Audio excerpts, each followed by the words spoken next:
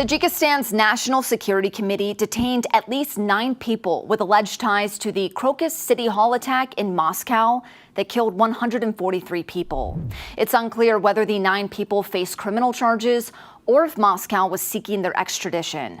They are believed to have connections with Islamic State Khorasan, who claimed responsibility for the deadly attack.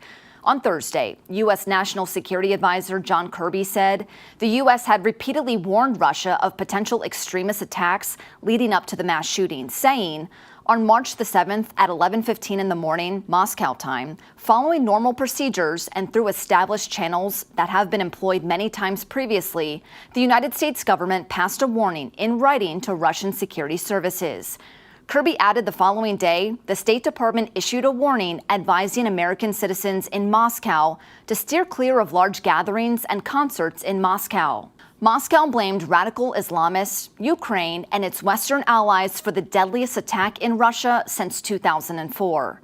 Russia alleges the individuals responsible for the Crocus City Hall attack were funded with substantial amounts from Ukraine, and that American officials withheld details of the planned attack from Russia, fearing exposure of U.S. intelligence practices. In a televised speech, Russian President Vladimir Putin said preliminary data indicates Ukraine allowed terrorists to secretly cross the border, promising to punish those behind the Crocus City Hall attack. So, of course, for the Kremlin, they need that story to be Ukrainian, whether it is true or not.